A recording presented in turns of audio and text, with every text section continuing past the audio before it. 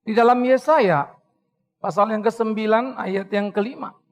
Sebab seorang anak telah lahir untuk kita, seorang putra telah diberikan untuk kita. Lambang pemerintahan ada di atas bahunya, dan namanya disebutkan orang Penasehat ajaib, Allah yang perkasa, Bapa yang kekal, Raja damai. Lalu di dalam Kolose pasal yang pertama, ayat 20 sampai 22, demikian firman Tuhan. Kolose 1, 20 sampai 22. Dan oleh dialah ia memperdamaikan segala sesuatu dengan dirinya, baik yang ada di bumi maupun yang di surga. Sesudah dia mengadakan pendamaian oleh salib, darah salib Kristus.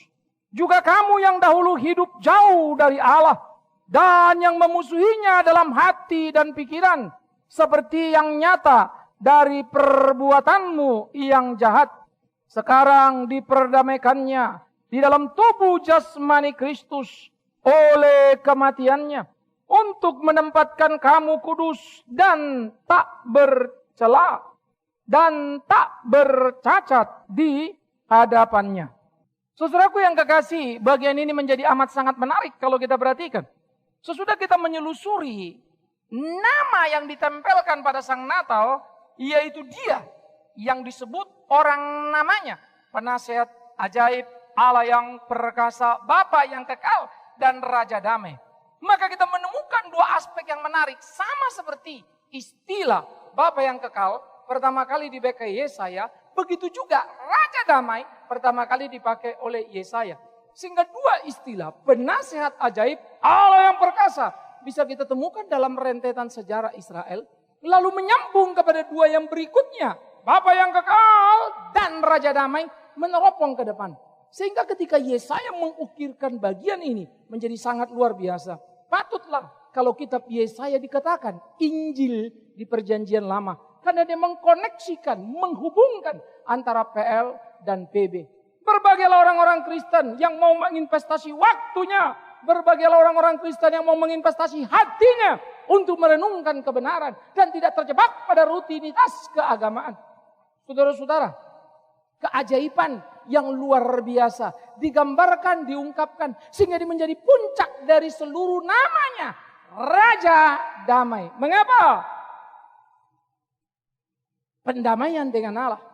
Mari kita selusuri sejarah hidup. Ketika Adam jatuh dalam dosa, dia menjadi representasi seluruh manusia jatuh ke dalam dosa. Maka Adam dan Hawa yang berdosa melahirkan anak berdosa, dan begitulah generasi ke generasi pendosa. Manusia yang berdosa terpisah dengan Allah. Manusia yang berdosa karena memberontak pada Allah. Maka manusia yang berdosa bermusuhan dengan Allah. Saudaraku yang kekasih, itu sebab ada ungkapan.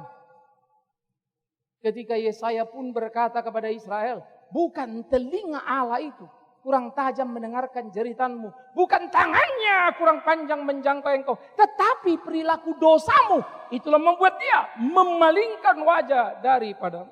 Allah memalingkan wajah karena dosa. Ia bermusuhan dengan dosa. Tidak ada perdamaian di sana. Nah, oleh karena itu pula, maka di dalam sejarah kehidupan Israel sejak struktur keimaman dibangun di dalam garis Lewi, Harun imam yang pertama, maka Harun dan Lewi lain sebagai imam harus kemudian memotong domba maupun burung merpati, mengucurkan darah, tanda perdamaian dengan Allah, supaya Allah jangan menyatakan murka pada bangsa itu. Panjang perjalanan, entah sudah berapa domba yang jadi korban, tetapi tidak pernah cukup mendamaikan manusia dengan Allah. Satu korban hanya pada satu bagian peristiwa. Sementara dosa manusia beranak pinak tiada henti. Di manakah ujung pengharapan ini? Di manakah akhir perjalanan pendamaian? Tidak terlihat, saudara. Semua gelap gulita. Karena itu manusia datang dan jatuh bangun. Apakah engkau akan berkata, oh kita berharap supaya mujizat terjadi? Dari Mesir menuju tanah perjanjian, pagi, siang, malam, mujizat datang silih berganti tiap hari. Tapi Israel ditulahi Tuhan. Karena apa? Tidak pernah bertobat. Jangan pernah memanipulasi Alkitab. Di mana ada mujizat ada pertobatan. Celakalah engkau yang menjungkir balikkan kebenaran. Tetapi bisakah pertobatan datang dari mujizat? Tuhan bisa pakai mujizat salah satu jalan. Tapi bukan satu-satunya jalan. Karena itu tidak perlu engkau berteriak supaya mujizat terjadi. Tapi berdoalah kiranya hati manusia dicamah oleh Roh Tuhan. Supaya mereka sungguh boleh mengenal kebenaran. Itulah seharusnya kehidupan orang percaya. Saudaraku yang kekasih. Camkan dan pikirkanlah itu. Ingat Fanny Crosby, dan saya tidak akan pernah melupakan hal itu. Buta sejak kanak-kanak. 8.000 lagu diciptakannya. 6.000 sangat terkenal. Dan kita sudah mengangkat beberapa bagian di dalam kenaikan sekaligus ulang tahun gereja. Mengapresiasi lagu-lagu yang luar biasa. Ku berbahagia, yakin teguh. Bagaimana ada orang buta mampu menggambarkan kelincahan berpikir dan keteguhan beriman. Ku berbahagia, yakin teguh. Padahal penulisnya buta sejak kanak-kanak. How can? Itu iman. Mana mujizat? Apakah Tuhan tidak sayang kepada seorang Fanny Crosby yang sudah mencipta 8.000 lagu? No. Tuhan sangat sayang pada dia. Dan Fanny sadar betul hal itu. Itu sebab Fanny ketika diwawancara berkata apa? Saya harap saudara tidak lupa. Ketika seorang reporter bertanya, jikalau Tuhan memberi engkau satu kali lagi hidup, apakah yang akan engkau minta pada Tuhan? Fanny berkata, jikalau Tuhan memberikan aku satu kali lagi hidup, yang ku minta pada Tuhan, supaya aku lahir tetap buta. Tetapi dicintainya dan mencintai dia. Ini Kristen. Dia tidak bilang supaya Tuhan bikin mujizat. Kalau Tuhan mau kapanpun bisa. Itu urusan kecil. Karena itu jangan imanmu menjadi cetek. Sehingga hanya berharap mujizat baru engkau percaya pada Allah. Itu sebab setan menawarkan mujizat beruntun pada Kristus. Tapi Kristus menolaknya. Batu jadi roti Yesus juga bisa. Beri seluruh dunia setan bisa kasih. Tapi Yesus tidak akan mau terjebak di sana. Orang Kristen. Jadilah Kristen yang bermutu. Nah oleh karena itu saudara-saudara. Simbol pendamaian darah domba. Tidak pernah kunjung cukup untuk menyelesaikan dosa manusia. Jalan makin kacau balau dan terpuruk. Israel dibawa dari Mesir perbudakan lepas. Masuk tanah perjanjian. Hidup di tanah perjanjian. Bertempur hebat mengalahkan Yeriko cukup dengan keliling dan nyanyi-nyanyi. Tetapi tolong. Jangan engkau mengelilingi satu gedung nyanyi-nyanyi lalu kau pikir akan rubuh. Perhatikan konteksnya. Jangan kau pikir nyanyian kita akan merubuhkan semua musuh-musuh. Maafkan aku. Terlalu banyak nyanyian orang Kristen yang Tuhan tidak suka. Ayatnya pun ada. Percuma bangsa ini memuji aku dengan mulut bibirnya. Hatinya jauh dari aku. Aku benci, aku muak dengan puji-pujian. Aku benci, aku muak dengan persembahan. Jangan pernah berpikir yang kita lakukan minggu lepas minggu menyenangkan Tuhan. Tanya hatimu, jujurkah kau di hadapannya? Karena kita nggak bisa menipu dia. Aku tidak akan menipumu, cukuplah setan yang menipumu. Tapi aku mau mengajak kita sama-sama, yuk menghadap kepada dia. Aku pendeta pun bergumul terus-menerus supaya boleh benar di hadapannya. Oleh karena itu saudara-saudara, ketika darah yang tumpah tidak pernah menyelesaikan persoalan. Lalu umat yang sudah sampai menjadi pemenang ternyata jadi pecundang. Mereka mulai menyembah berhala kacau balau, kerajaan sobek dua utara selatan. Utara pergi membangun Betel dan Efraim menjadi pusat penyembahan berhala. Tuhan murka membantai utara dan membuangnya.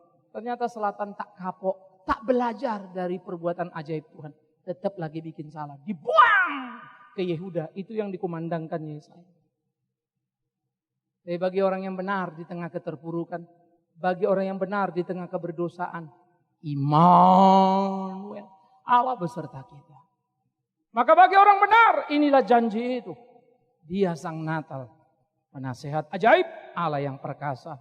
Bapa yang kekal. Raja damai itu. Maka sang Natal adalah penggenapan damai sejati. Menggantikan darah domba.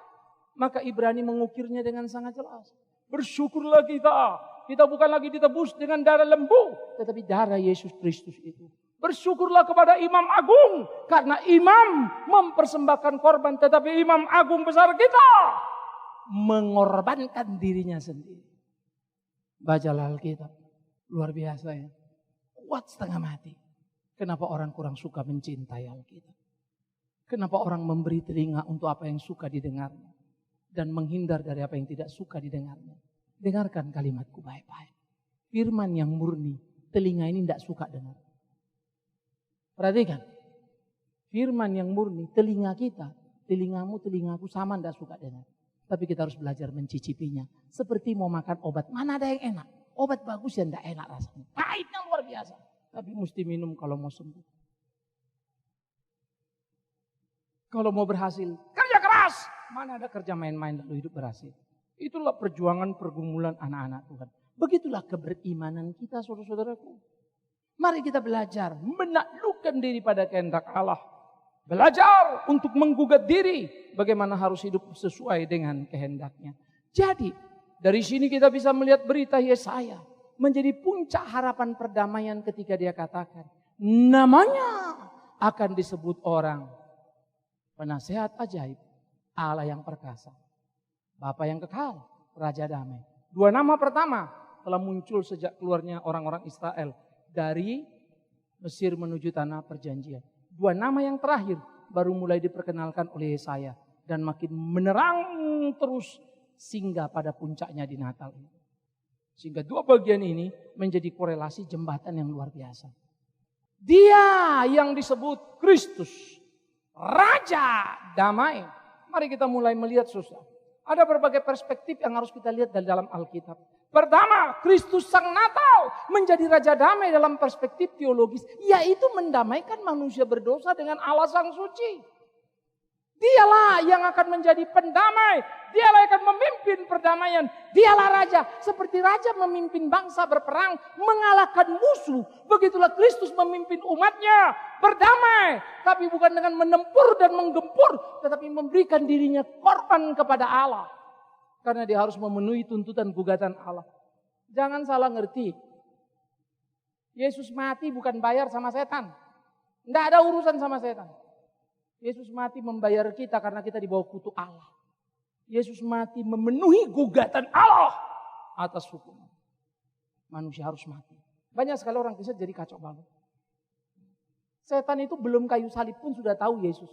Sehingga waktu ketemu di Gadara takutnya setengah mati. Waktuku belum tiba. Kenapa engkau datang? Setan mengerti betul. Dia akan habis oleh Yesus Kristus. Ketakutan Yesus di Taman Getsemani bukan urusan setan. Tapi keterpisahannya dari Bapa. Kalau kita konyolnya setengah mati. Kita takut sama setan. Bukan sama Bapa. Nah, ini gendengnya orang Kristen. Kita takut susah. Takut berat. Tapi berani bikin dosa dan bikin salah supaya tidak susah. Itu namanya apa? Takut sama setan. Tidak sama Tuhan. Kristus tidak takut sama setan. Setan takut pada Yesus. Bahkan sebelum disalib. Tapi Yesus takut terpisah dari Bapa. Berkeringatlah dia seperti darah. Bergumul. Tapi demi cinta dia terus berjalan. Eloi, Eloi. Lama sabatani terucapkan. Sang pendamai itu. Namanya disebut Raja Damai. Dia memimpin peperangan. Dia menabuh genderang perang. Tapi bukan dengan mengangkat senjata. Namun dengan menyerahkan dirinya menjadi korban. Itulah perkelahian orang Kristen.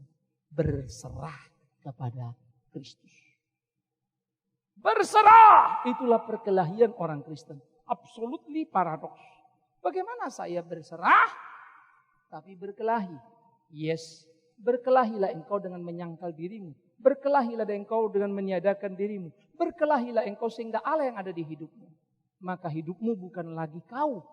Tapi Kristus di dalam kita. Nah, itu Paulus. Sehingga kemudian aniaya babak belur mati pun dia tidak peduli lagi.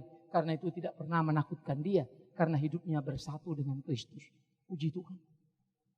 Keberanian keunggulan kekristenan bagi saya sangat mengagumkan. Mencapai itu tidak sederhana.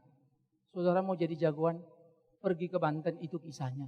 Puasa katanya 40 hari Anda bisa kebal. Seperti orang main debus ditusuk pisau, pisaunya bengkok. Dilempar peluru, pelurunya belok. Dibacok kagak apa-apa. Banyak yang begitu, banyak. Itukah jagoan? Yes, jagoannya setan. Jagoan Tuhan apa? Dibacok mati. Duh, kalau dia bacok mati, apa jagoan? Yes, karena dia tidak takut mati. Orang dibacok tidak mati karena takut mati. Kalau orang dibacok mati dan tidak takut mati, mana lebih hebat sama yang takut mati? Kan lebih hebat yang tidak takut mati kan? Itu matematikanya sederhana setengah mati. Tapi memang kita bukan pemberani, kita pengecut semua. Saya pun pengecut. Yuk mari bangun, berkelahi. Maka Raja Damai mengajak bertempur.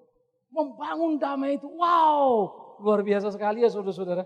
Di sini kita menemukan Sang Natal secara teologis sudah mendamaikan manusia dengan Allah. Membayar hutang itu di atas kayu salib. Memenuhi gugatan tuntutan Allah. Maka darahnya lah yang tumpah. Bukan lagi darah domba.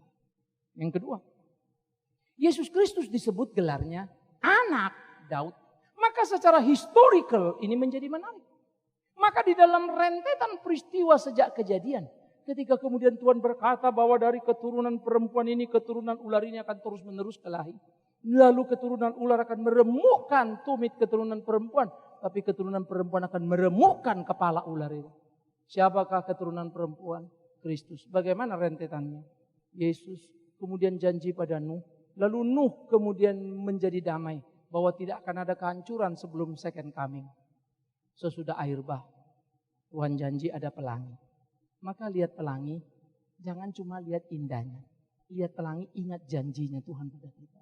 Thanks God. Saya tidak tahu pernah Anda melihat pelangi dan bersyukur. Satu kali waktu saya di Kalimantan, ketika lagi sore baru selesai hujan. Waduh, pelanginya cerahnya setengah mati. Ya, cukup lama saya memandang. Dan saya coba menghayati anugerah ilahi. Memang melihat ke langit yang baru selesai hujan. Lalu pelangi melintas terang benderang. Wow. Pemahaman teologis kita itu dibangunkan karena ada satu visual yang bisa kita nikmati. Thanks God. Lalu dari situ muncul Abraham janji keturunan.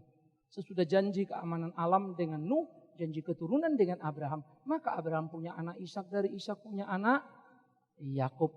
Ishak, Esau, Yakub. Tapi Tuhan bicara dari garis Yakub. Tuhan bicara, tidak bisa diukur-ukur. Yang sulung Esau, bikin kurang ajar jual kesulungannya. Yang bontot Yakub, tapi Yakub kurang ajar menipu kakaknya. Rencana Tuhan tidak berhasil karena kehebatanmu, tapi tidak gagal karena kebodohanmu. Tolong dengar kalimatku baik-baik. Rencana Tuhan tidak berhasil karena kehebatanmu atau kehebatanku, tetapi tidak gagal karena ketololan kita. Rencana Tuhan berhasil pada dirinya. Berbahagialah orang yang mau masuk dalam rencana Tuhan. Celakalah orang yang berpikir dia hebat, lalu pikir-pikir mau masuk rencana Tuhan. Perhatikan kalimat saya baik-baik. Celakalah orang yang berpikir-pikir masuk ke dalam rencana Tuhan. Bersyukurlah orang yang bisa menangkap dan masuk dalam garis itu. Maka Tuhan kemudian bergerak. Tapi Tuhan yang memakai Yakub jangan salah paham. Tuhan juga menghukum Yakub. Yakub menipu bapaknya, menipu kakaknya. Dia ditipu mertuanya, ditipu anaknya. Jangan sekali-kali kau menipu. Karena hasil tipuan anak-anaknya membuat separuh hidup Yakub dalam kedukaan. Karena kehilangan anak kesayangan. Ternyata masih hidup. Separuh hidupnya habis dalam kedukaan. Tuhan menghajarnya. Tuhan memakai kita, yes. Tapi kalau kita berdosa tetap dihajar. Jangan pikir karena pendeta lalu bisa enak hidup seenak perutnya. Lalu jangan pikir karena kita anak Tuhan lalu bisa semaunya. No. Tuhan pakai kita sekaligus hajar kita. Maka kalau dipakai Tuhan jangan lupa diri. Kita cuma alatnya. Ya. Ini menjadi penting saudara. Nah oleh karena itu Kristus yang adalah anak Daud, lalu dari Yakub 12 suku Yehuda. Dari Yehuda datanglah Tanggul Isai. Itu istilah nanti di pasal 11 muncul di kitab Yesaya. Tanggul Isai yaitu bapaknya si Daud. Daud lalu ke bawah lahirlah Kristus. Maka Yesus diberi gelar anak Daud. Daud adalah raja yang menciptakan damai bagi Israel dengan menghabiskan siapa? Filistin. Sehingga Israel damai tentram, tidak pernah sedamai zaman Daud. Sesudah Daud selesai turun tahta, maka Salomo dengan bebas merdeka membangun bait Allah. Karena tidak ada gangguan lagi. Itu sebab Daud mau bangun, Tuhan marah. No Daud, bukan Tuhan marah, Tuhan stop, Tuhan larang. Bukan kau, tanganmu banyak darah, anakmu. Tanganmu banyak darah bukan karena dia pendosa. Salomo lebih berdosa dari bapaknya. Daud belum pernah tergelincir dan menyembah berhala. Salomo udah. Daud mengambil Batseba dengan cara yang najis, mamanya si Salomo. Tapi Salomo lebih sadis karena ngambil 1000 perempuan. Separuh lebih penyembah berhala. Tapi Daud memberikan kedamaian apa? Damai dunia. Maka Daud menciptakan damai bagi Israel. Anaknya yang disebut Kristus anak Daud menciptakan damai yang sesungguhnya. Damai yang kekal. Bukan hanya Israel, seluruh dunia. Yaitu orang yang berkenan padanya. Siapa yang berkenan padanya? Orang pilihannya. Siapa yang orang pilihannya? Jangan tanya aku.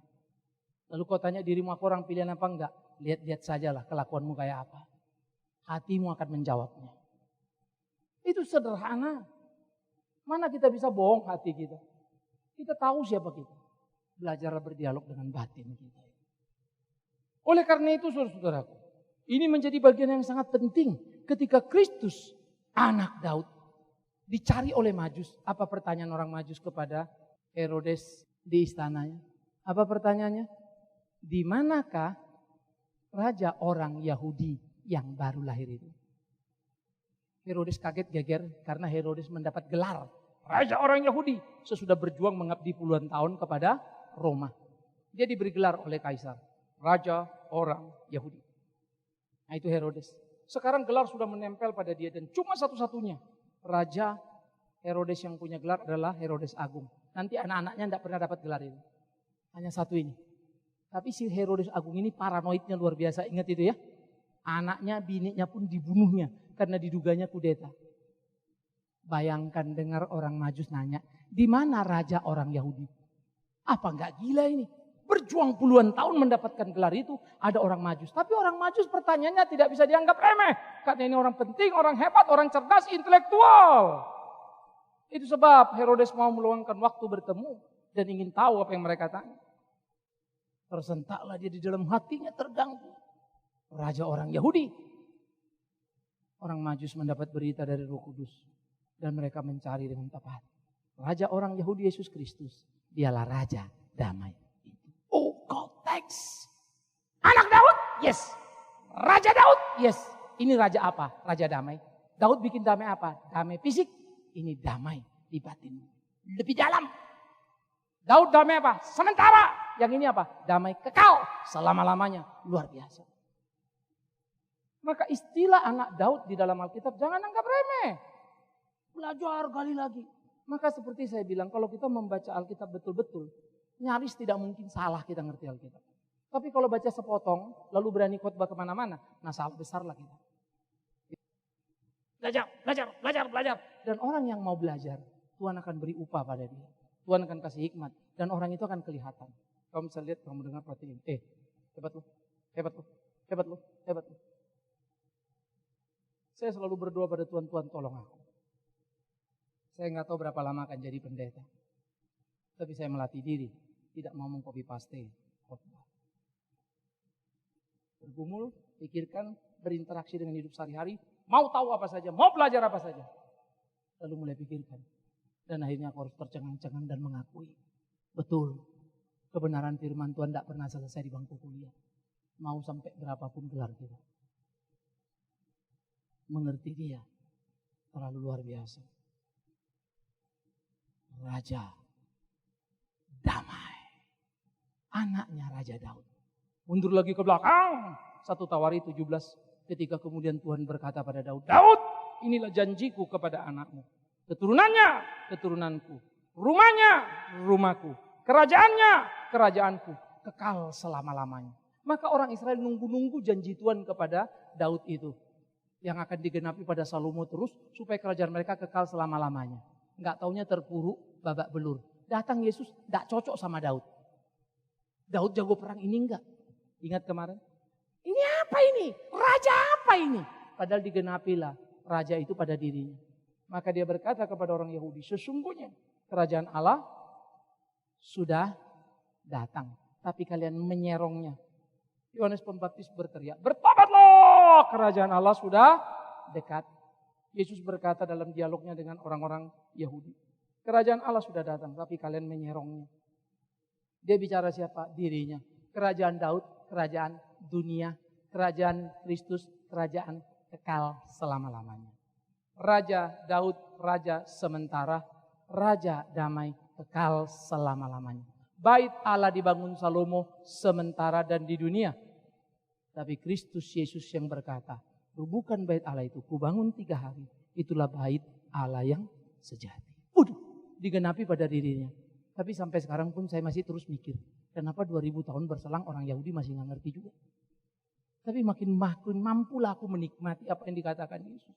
Bagimu hal ini dibukakan, bagi yang lain itu ditutupkan. Jungkir balik kau belajar, belum tentu kau mengerti penuh. Tapi dengan tulus hati kau belajar, Tuhan akan memberitahumu. Perhatikan kalimatku ya. Jungkir balik kau belajar, kau pakai otakmu yang encer itu. Belum tentu banyak yang kau tahu. Tapi dengan hati tulus kau belajar, Tuhan akan memberitahumu. Tapi jangan bilang, murid-murid kan bodoh-bodoh ya Pak. Yang penting kan kita pelayanan. Nanti kan juga murid bodoh tahu ngerti itu. Siapa bilang murid bodoh? 3,5 tahun belajar sama Yesus. Hasilnya gagal lulus satu. Sudah dia mati bangkit baru ada her. Kalau nggak ada her habis. Gagal semua itu. Itu saya bilang Yesus bangkit. Murid-murid dipanggil ketemu lagi. Ada ujian ulang ya. Her namanya ya. Itu yang bikin saya heran. Kenapa dia mau? Baru murid-murid itu dipakai. Dan itu pun masih dalam kebingungan. Yesus pergi pun mereka masih linglung-linglung. Sampai malaikat bilang, stop. Apa yang kau lihat itu? Dia yang pergi naik begitu kembali. Bubar. Lalu mereka jalan dan masih pikir-pikir. Waduh gimana ya. 10 hari kemudian baru hari Pentakosta. Muncullah mendadak keberanian. Seperti sebuah pemahaman yang begitu dalam. Dimasukkan dalam peti. Lalu petinya dibuka kuncinya oleh peristiwa Pentakosta. Terbuka. Brrr, keluar semua. Engkau bisa belajar banyak di sini. Tapi selama pintu hatimu tidak dibuka Tuhan. Itu tidak akan menjadi unggulan. Belajar. Dan takutlah pada Tuhan.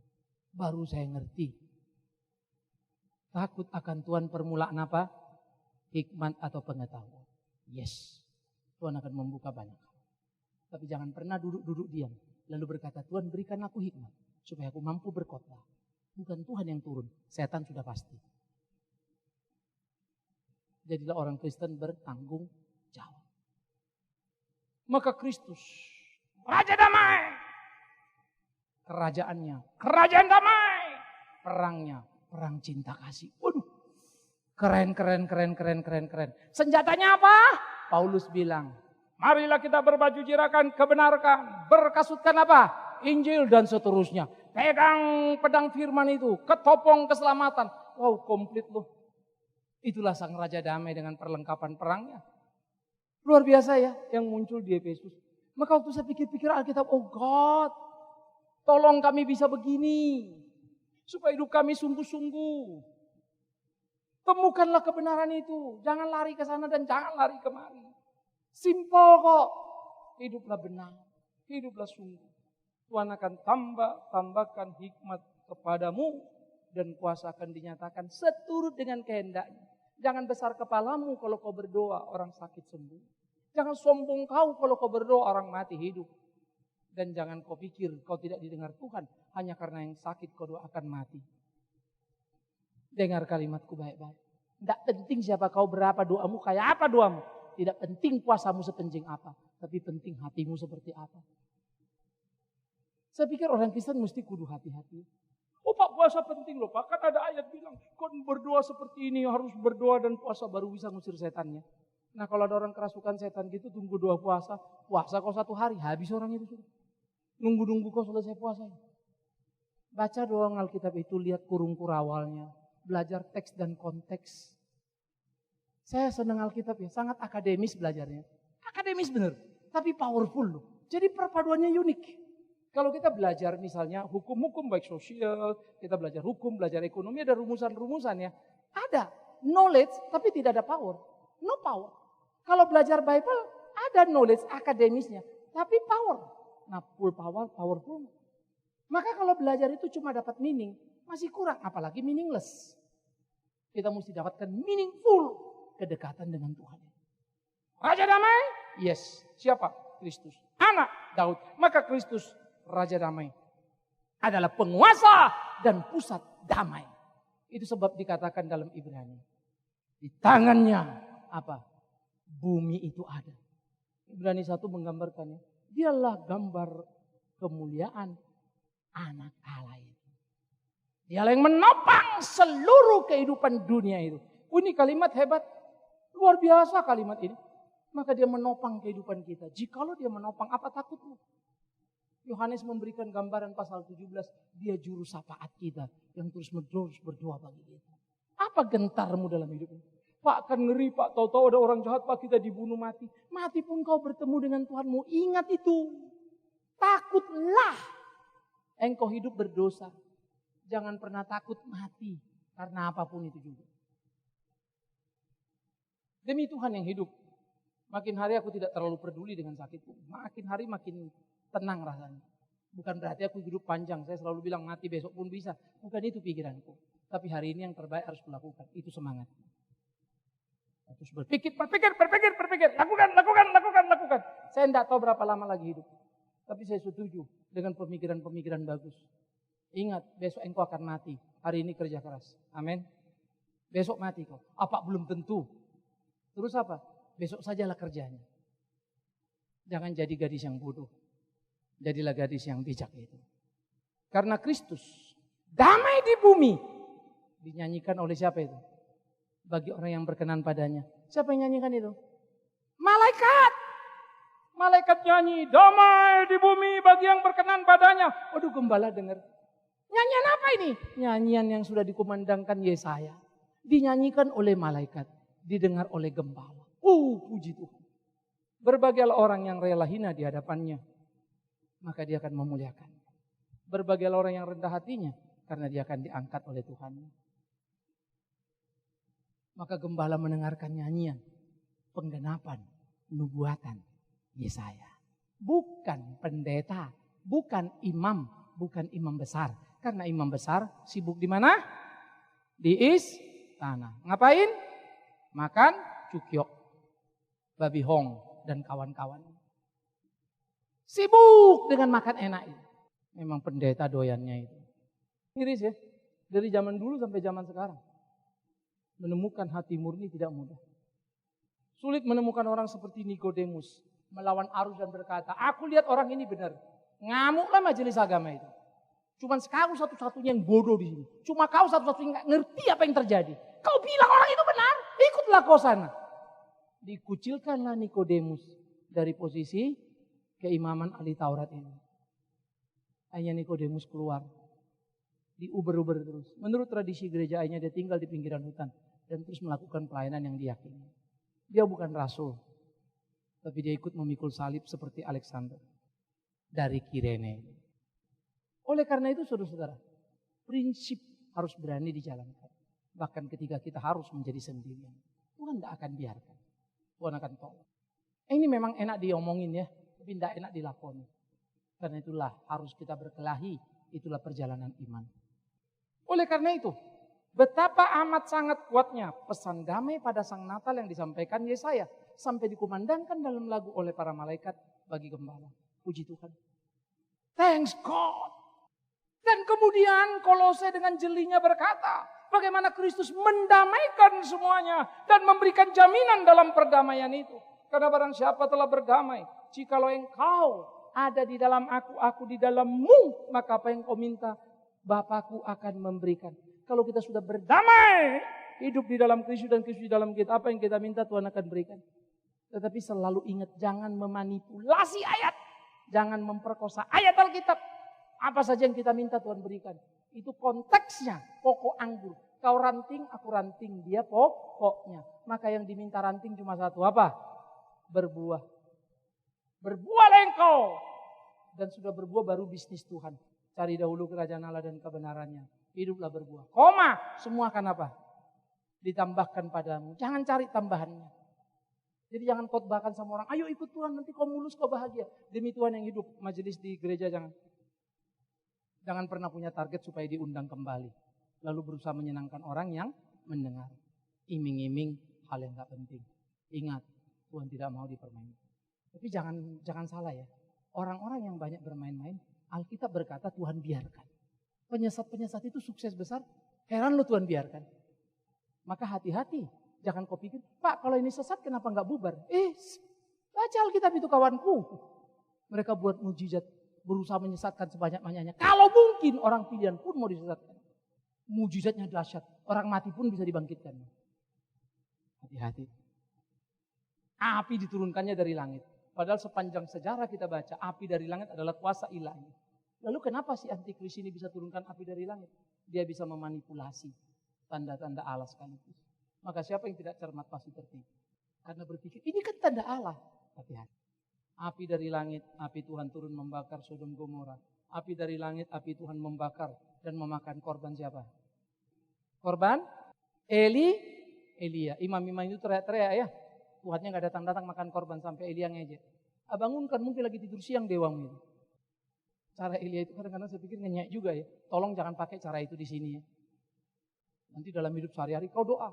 Tuhanmu lagi tidur. Digebukin orang satu kampung. Lalu kemudian Elisa pun pernah berdoa dan api Tuhan menghantam orang-orang yang kurang ajar. Lalu orang Yahudi minta, Tuhan Yesus, kalau kawan Allah, turunkan tanda berikan, turunkan api dari langit. Yesus tidak kasih, cukup tanda Yunus bagimu. Sekarang antikris turunkan api dari langit. Siapa yang tidak ketipu?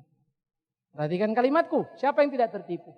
Yang tidak tertipu hanya satu, mereka yang peka dan punya hubungan yang baik dengan Tuhan. Karena domba yang benar tahu suara gembala. Tapi pencuri meniru-niru suara gembala. Hati-hatilah. Dan terakhir, kita dan damai. Karena itu berdamai dengan Allah. Berdamai dengan diri, berdamai dengan sesama. Itu harus kita punya. Betulkah engkau sudah berdamai dengan Allah, Sang Raja Damai? Kalau memang engkau sudah berdamai dengan Allah, berdamailah dengan dirimu. Puaslah pada hidupmu ini, saudaraku. Gak perlu kau jahit-jahit di sana sini lagi. Hidungmu kau pindahkan, kupingmu kau taruh ke atas. Jangan lagi lah. Cukup apa yang ada itu. Bisa ngerti maksud saya ya? Cukuplah bajumu yang kau jahit. Jangan mukamu. Ada satu orang tanya saya, Pak, Bapak anti ya mau operasi plastik? Enggak. Kalau kamu cacat kena korban, please silakan. Surgery, plastik surgery itu bagus untuk menolong orang-orang yang mungkin invalid, cacat, kena bakar dan segala macam. Tapi kalau kau tidak puas dengan dirimu dan kau lakukan itu, demi Tuhan yang hidup aku akan berkata, engkau pendosa. Tapi saya bukan gak puas Pak, saya puas Pak. Silakan, jawab sendiri diskusi itu dalam hatimu. Karena kalau kau puas ngapain kau kutak-katik? Pak, emang orang gak boleh tampil cantik? Tampillah secantik yang Tuhan berikan padamu. Dandanilah. Orang kalau dandannya pas pasti cantik. Yang kedua, tidak saja kita berdamai dengan diri kita. Tidak saja kita berdamai dengan sesama kita. Tetapi kalau betul kau sudah berdamai, maka kau pasti menjadi pembawa damai. Waduh, saya suka. Jadi jangan bilang ya, Pak saya sudah berdamai dengan Allah. Kalau kau sudah berdamai dengan Allah, pasti kau berdamai dengan dirimu. Kau puas dengan hidupmu. Dan pasti kau berdamai dengan sesamamu. Dan kalau kau betul sudah berdamai dengan sesamamu, kaulah agen perdamaian itu. Sehingga Kristus berkata, berbahagialah orang yang membawa damai. Karena mereka akan disebut apa? Anak-anak Allah. Itu khotbah di bukit. Oh thanks God. Indah ya. Keren saudara-saudara. Bagaimana menjalani kehidupan? Damai. Tetapi kalau damai itu bisa benturan gak Pak? Kalau ketemu setan, kau mau bawa damai, udah pasti ribut. Jangan pikir damai terus gak ada ribut. Salah besar kamu. Kalau gak ada ribut itu cuma di surga itu. Ya, ingat ya, kalau yang salah kan kita mesti tegur, betul gak? Yang kita tegur kira-kira orang itu terima gak ya? Gak terima. Dia marah kan? Marah. Nah kalau marah apa namanya? Ribut kan? Tapi bukan kau pembawa ribut itu. Damai adalah menyatakan kebenaran. Orang tidak terima, kau tidak usah geger. Biarkan apa yang semestinya berjalan dan berjalan. Itulah kehidupan keimanan kita. Nah oleh karena itu saudara-saudaraku yang kekasih. Dia namanya akan disebut orang Raja Damai. Maka kita adalah pasukan. Dan jikalau kita membawa damai di bumi ini, kitalah yang disebut anak-anak Allah. Bisakah damai diukir di bumi? Yes. Bagaimana ukirannya Pak? Ketika kau berdamai dengan Allah, ketika kau berdamai dengan dirimu, ketika kau berdamai dengan sesamamu, matimu adalah penantianmu. Dengarkan kalimat saya, matimu adalah penantianmu. Dan engkau tidak akan takut. Camkan itu baik-baik. Kalau ada damai di hatimu, engkau tidak akan takut hidup ini. Tapi itu hidup. Belajar kita jalani dan belajar kita lakukan. Yuk kejar yuk. Maka saya paling jengkel pada anak-anak saya. Rada-rada kadang-kadang saya, kalau mereka main-main pelayanan saya marahnya setengah mati. Karena saya tahu mereka juga anak-anak yang berproses dan sedang tumbuh. Tapi demi Tuhan yang hidup, kiranya anak-anak juga boleh mengerti arti dan pergumulan hidup pelayanan itu. Karena itu saya senang pada teman-teman yang terus maju dan pelayanan, terus mengerjakan apa yang makin dikerjakan. Saya makin bersyukur dari hari ke hari, dari tahun ke tahun, tiap event yang kita rayakan. Makin menemukan format yang saya rindukan. Ya, saya berharap terus makin tahun nanti makin peka. Apa ya suasana Natal ini? Lalu waktu bergeser ke Jumat Agung apa ya? Lalu waktu dia bergeser ke kebangkitan apa ya? Lagunya, nuansanya itu bedanya luar biasa. Sekarang jangan cerita bangkit dulu nih. Kita lagi cerita di sini nih. Natal. Nanti ada Paskahnya. Nanti ada Jumat Agungnya. Nanti kalau enggak kita nggak bisa menemukan momentumnya itu. Ya, di situ kita mesti berhati-hati sehingga menghayati betul dan perjalanan itu menjadi indah. Saya kagum pada orang-orang yang punya visi yang Tuhan taruh lalu kerjakan itu. Kalau tanganku 10, aku mau ikut ambil bagian di situ dan mengerjakan. Tanganku 2 dan apa yang dipercayakannya akan kulakukan. Berapa tanganmu?